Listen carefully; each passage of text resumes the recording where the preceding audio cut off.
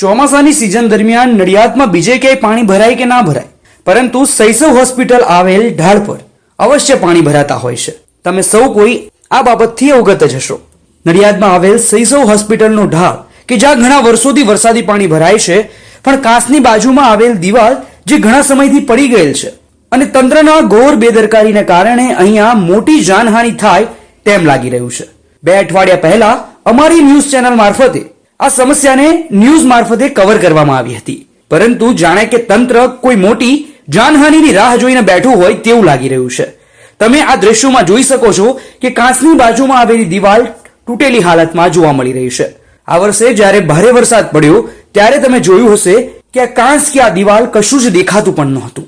રાત્રિના સમય દરમિયાન અહીં આગળ પૂરતા પ્રકાશની સુવિધા ન હોવાને કારણે રસ્તા અને કાંસ વચ્ચેનો ભેદ પણ જણાઈ શકતો નથી, જેથી અંધારામાં મોટી જાનહાનિ થવાની શક્યતાઓ વધી જાય છે.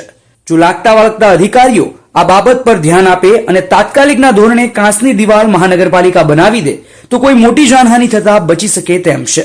જો તંત્ર વહેલા તકે પગલાં નહીં ભરે અને કોઈ મોટી ઘટના ઘટે અથવા કોઈ જાનહાનિ થાય તો પછી તેની પાછળ જવાબદાર કોણ રહેશે તે એક બહુ મોટો પ્રશ્ન છે.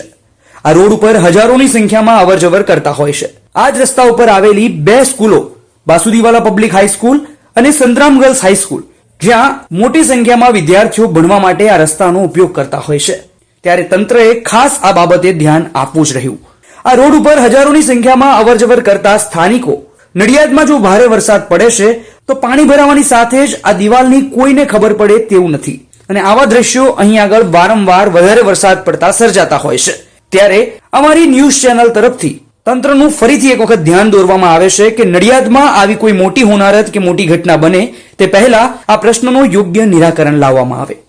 My school is one such future ready school where I understand each and every concept taught in the class and don't rote learn, where teachers don't just use books and blackboard to teach but use new ways of teaching and learning like audiovisual learning, activity-based learning and group activities, which enhances my conceptual understanding. My school also teaches coding, which is an important 21st century skill.